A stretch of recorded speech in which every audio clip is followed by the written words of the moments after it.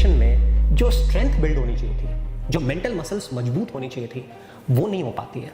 और ऐसा बच्चा जब क्लास 11th में पढ़ाई में धीरे धीरे पिछड़ने लगते हो, मार्क्स कम आने लगते हैं, आपको सेल्फ डाउट जनरेट होता है और पेरेंट्स भी हेल्पलेस हो जाते हैं कि यार क्लास 10 तक तो बच्चा अच्छा था, 95+ % है, क्लास 11th में क्या हो गया। बच्चे में पोटेंशियल था IIT में जाने का या मेडिकल कॉलेज में जाने का, बट वो हैबिट्स, वो पर्सनालिटी, वो डिसिप्लिन बिल्ड नहीं हुआ जो आगे की क्लासेस की पढ़ाई को, उसके प्रेशर को मैनेज करने के लिए चाहिए थी। फिजिकल मसल्स डेवलप करने के लिए हमें फिजिकल वेट चाहिए, ऐसे ही मेंटल मसल्स डेवलप करने के लिए हमें मेंटल वेट चाहिए, और वो मेंटल वेट है numericals, objective problems, conceptual problems. तो पेरेंट आप सोचिए, जो बच्चा क्लास 8 में, 9 में, 10 में लगातार वीडियोस देख देख के डेवलप हुआ है, वो कैसे क्लास 11th में आते ही खुद पढ़ना स्टार्ट कर देगा। नमस्कार। काफी लोगों का सोचना है कि IIT और नीट की तैयारी क्लास 11th से शुरू होती है। यह अधूरा सच है। यस, IIT और नीट का सिलेबस तो क्लास 11 से ही पढ़ना होता है, बट उस सिलेबस को मैनेज करने के लिए जो माइंडसेट, जो हैबिट्स, जो डिसिप्लिन, जो पर्सनालिटी चाहिए होती है, उसको बिल्ड करने का समय क्लास 8th, 9th, 10th होता है। और आज इसी विषय पर हम बात करेंगे।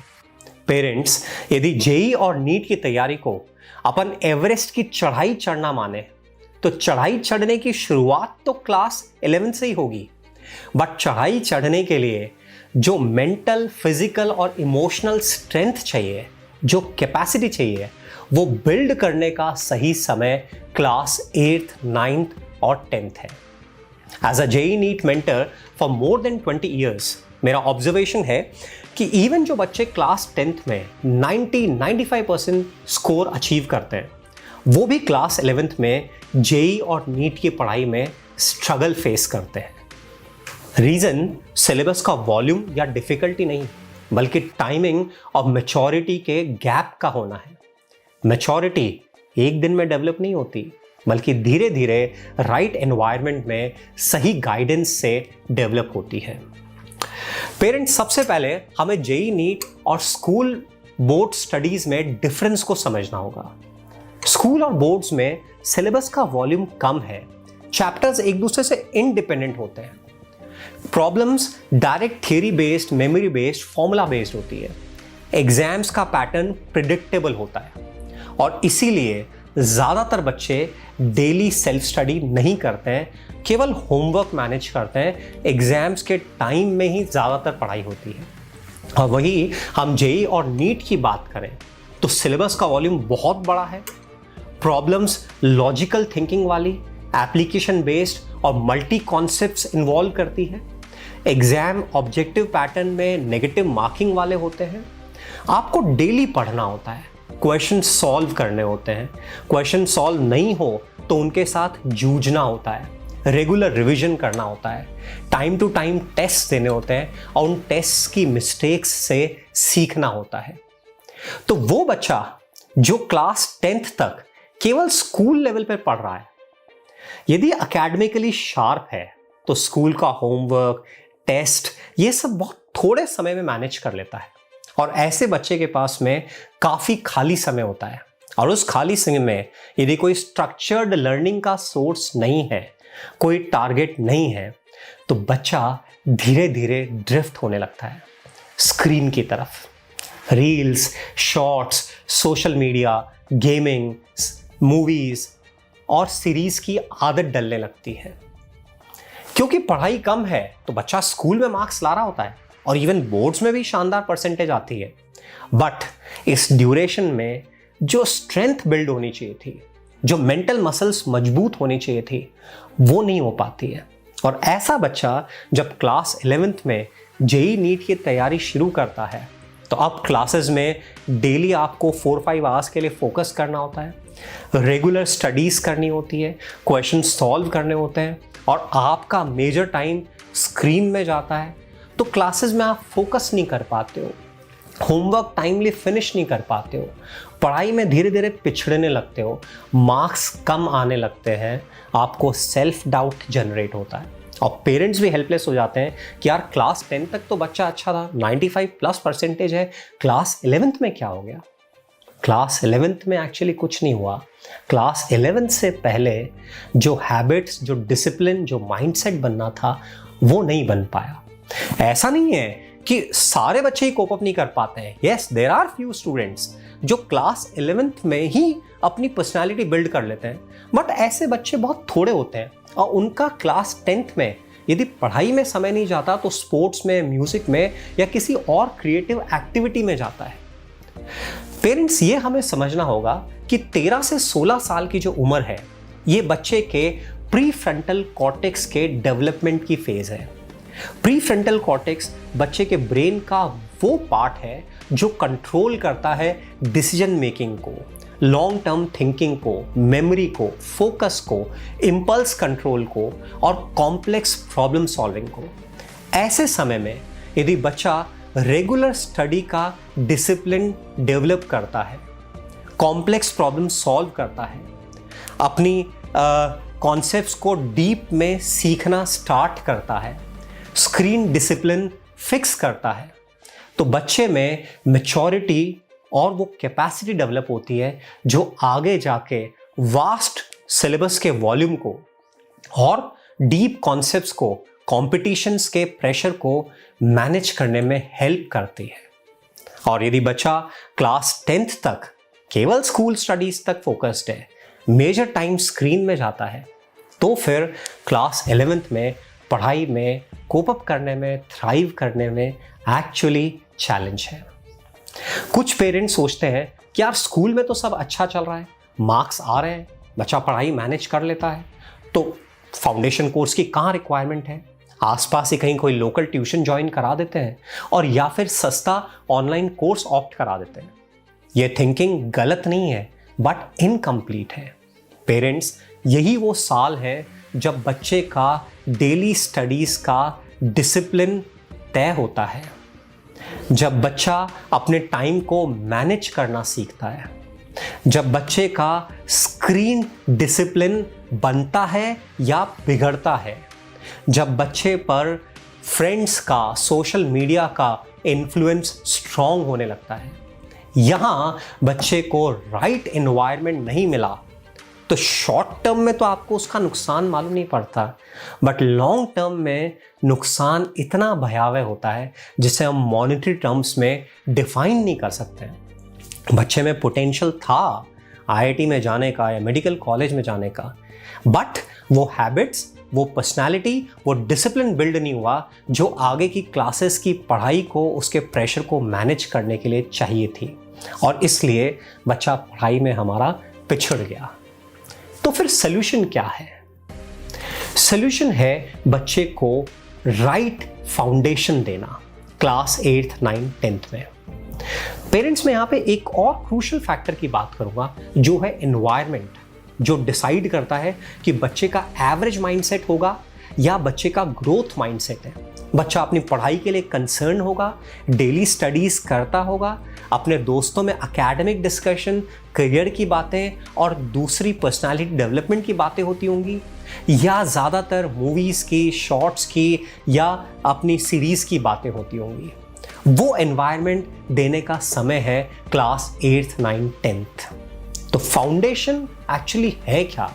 ज़्यादातर पेरेंट्स सोचते हैं कि फाउंडेशन का मतलब है कि आप छोटी क्लासेस में, यानी कि क्लास 8th, 9th, 10th में ही आईआईटी या मेडिकल की पढ़ाई स्टार्ट कर देते हैं। नहीं, फाउंडेशन कोर्स में बच्चा आईआईटी या नीट का सिलेबस स्टार्ट नहीं करता है। बच्चा पढ़ाई अपने रेगुलर क्लास की ही करता है, बस उस चैप्टर को, उन कॉन्सेप्ट्स को गहराई में पढ़ना सीखता है। जो टीचर्स बच्चे को पढ़ाते हैं उनके दिमाग में क्लैरिटी होती है कि इस बच्चे को आगे कॉम्पिटिशन्स की तैयारी करनी है, हमें इसको डीप में कॉन्सेप्ट्स को एनालाइज करना सिखाना है। तो बच्चा शुरू से चैप्टर को डेप्थ में पढ़ता है। देखिए, जो क्लास 9th का सिलेबस है वो क्लास 11th का सबसेट है, और जो क्लास 12th का सिलेबस है क्लास 10th उसका सबसेट है। तो जब बच्चा क्लास 9th में, 10th में साइंस या मैथ्स का कोई चैप्टर पढ़ता है तो टीचर्स आगे के वॉल्यूम को ध्यान में करते हुए गहराई में सोचना सिखाते हैं। उस एक एक कॉन्सेप्ट पे बच्चे को मल्टीपल प्रॉब्लम्स दी जाती हैं जो कि उसे सॉल्व करनी होती है। जब कॉन्सेप्ट्स को गहराई में पढ़ते हैं और न्यूमेरिकल सॉल्व करते हैं तो आपकी थिंकिंग एबिलिटी डेवलप होती है। ये टाइम है एक्चुअली मेंटल मसल डेवलप करने का, और हम सब जानते हैं मसल्स छोड़ के डेवलप नहीं होती है, मसल्स वेट डालने से डेवलप होती है।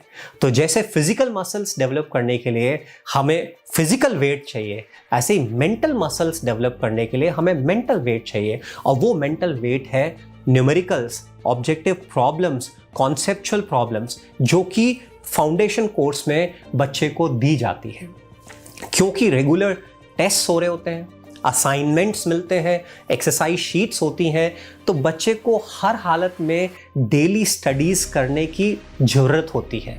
जहाँ स्कूल में ऐसा होता है कि बच्चे का कई बार बैग ही नहीं खुलता, सुबह मम्मा पूछती अरे तेरा टिफ़िन तो ला, बॉटल तो ला, किचन में है नहीं।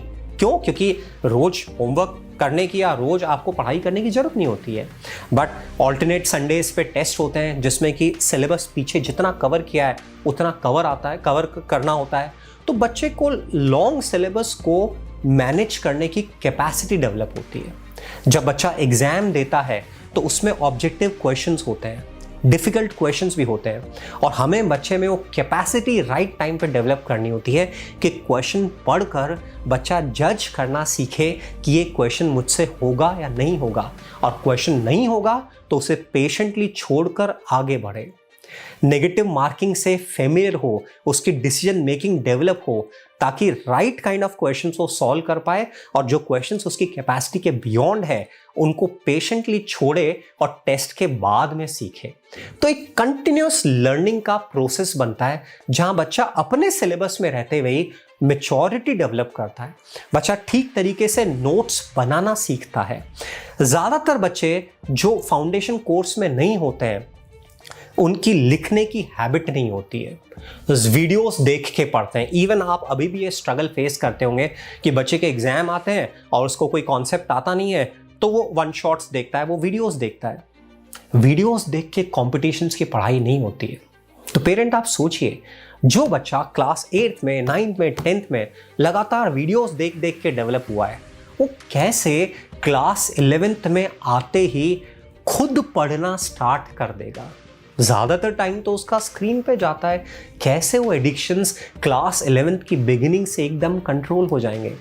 कुछ बच्चे कर लेते हैं, मैंने बताया, बट उनका नंबर बहुत छोटा सा होता है। ज़्यादातर बच्चे वे पोटेंशियल होते हुए भी पढ़ाई में कोप अप नहीं कर पाते हैं।